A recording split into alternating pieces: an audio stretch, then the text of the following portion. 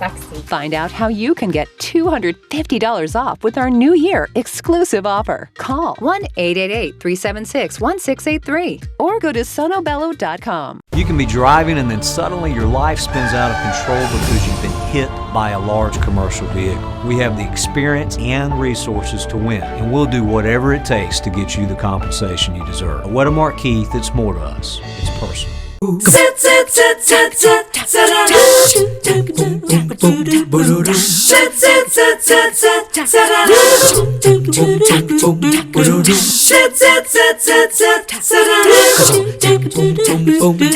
morning. Always nice to begin the show with you here on 3+U. I do hope your day is off to a good start and that you're warm as you're watching us this morning. We're going to open with Charlotte Mabry of the Charlotte Mabry team, a realtor in town for so many years, very trusted. And this morning she is coming on wanting to talk a little bit about the market in general, but also to kind of give people some reassurance to say, don't totally put your life aside because of what's happening in California with the bank. That is so very true. You know, we can sometimes really overreact and think the sky is falling when in reality all that happened was a cloud flew over. And yes, it is a difficult time for those involved with that bank. But you have to remember that real estate in particular is local and it impacts us locally.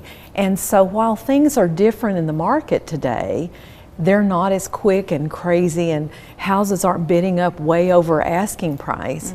But guess what? We're back to being what's called normal. Right. And there's something to be said about being normal. We don't, very much so, Right. Normal is good. We don't tend to be, as a society, I think, long-range thinkers. I think we kind of live in the moment.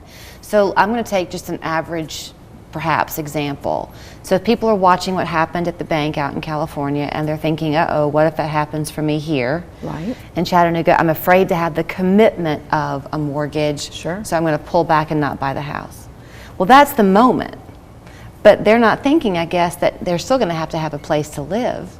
Right. And a mortgage, they control the payment. If they're renting, somebody else controls their payment. No question. And I think if you look ahead today and statistically, yes, houses are staying on the market a little bit longer, but if you are that renter looking to buy, you now have an opportunity to buy something without being forced to compete with so many people. Now that said, we still do have some multiple offers. That's still happening here.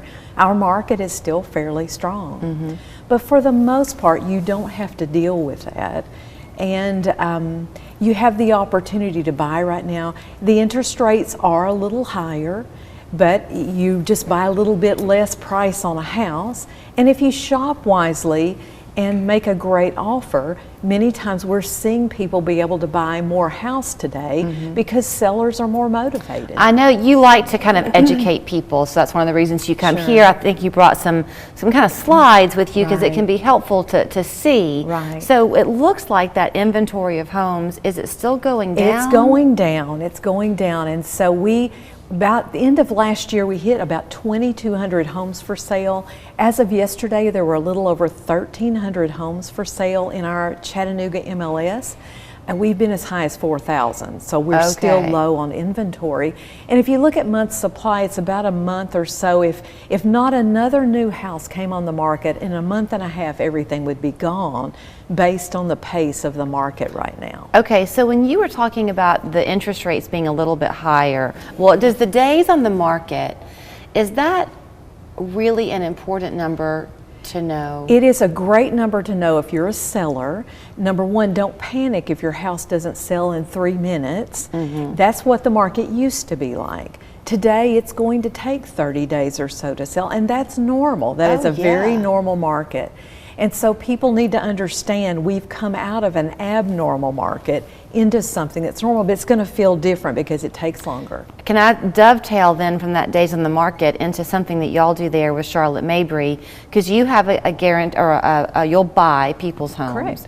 You, though, kind of have a little bit of a different spin on it because you encourage people to put their house on the market first. Why? Absolutely. Well, it's to their best benefit to try to get the most money that they can. Yes, putting a house on the market and selling a home can be a little stressful. There are a lot of things to do and all of that. But when you're talking about probably the biggest financial purchase or sale that you'll ever make, it's important to have that money there. And so we want to give people an opportunity to try to get the most money. If you just take a guaranteed offer on your home, you just sell your home to that person who comes along and buys it, period, and you're done. And that's great. You're out of the game and you're done. But you never got a chance to try the market to see if you could sell for more and perhaps put more in your pocket. And I will guarantee you, you will put more in your pocket by putting it on the open market, because potentially you'll have multiple offers. So what we allow people to do is put your home on the market. Let's test the market, and if we can't sell your home at a price and a time frame that you like and want to do and that we've agreed to, then I will buy it. So you get the best of both worlds that way. Okay, so I was going to ask you a minute ago about the interest rates. You were talking about it, since they are going up, perhaps you want to buy a house that's a little bit of a lower price. And I guess it just comes back to knowing your client and in advising them case by case. Absolutely. But if you're looking, let's just pretend that you can go as high as $350,000 in a purchase price, and the house that you really like is $365,000, just pretend, and you qualify for that money. Right. If you buy the house that you really like, if you can afford it, and then you can just refinance later, is that ever advisable? You could absolutely do that. I think one of the fear is we assume interest rates will go back down. Yeah. But what if they don't? So you make your decisions, you make your money on the front end of something.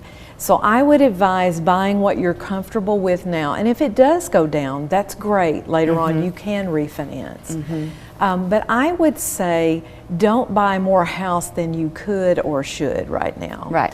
And that $365,000 house, I probably would advise my client right now, if they're the buyer, to offer $350,000, because there's the potential for getting it at $350,000 right now, where that didn't exist before. You know, it's funny how the world has changed. I remember when we bought our first house, we lived in Indiana many years ago, and I'll never forget, we made an offer on a house for $160,000, and I couldn't sleep. I was scared out of my mind, and we forfeited. I just said, y'all keep the earnest money. I didn't want to be responsible for it, and we bought one for about $40,000 less. But that's really, I think the world worked that way. It seems like sometimes your philosophy is not always the common philosophy. Well, I'm old, that's part of it, and I've been around when houses were $160,000, right? But I think you have to be money wise, and buying a home should not be an emotional purchase.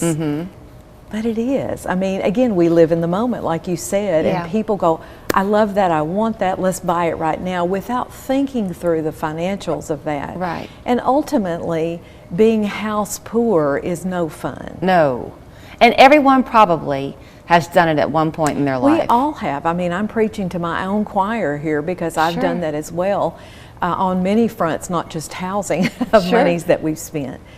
But that being said, for an investment, with it probably going to be something that'll be your largest thing you spend money on in your lifetime, don't do that flippantly, and be sure you're working with someone who is not just looking to sell you something, but they're looking for a long-term relationship to be sure they've done the best service they can for your financial well-being and for your family. And I guess maybe, again, depending on the client, but if it's a younger couple buying or what have you, if it's kind of your first rodeo, that life does change. There's no way to predict how it's going to change. Yes. So make sure that whatever you're doing is something you can maintain. Absolutely. On your own. To me, the smartest thing if you're a first-time home buyer is not to buy a home. And I think we've talked about this before, is to buy a duplex. Live in a duplex, buy that as an investment, live in one side, rent out the other side. That either covers your payment or helps you make your payment.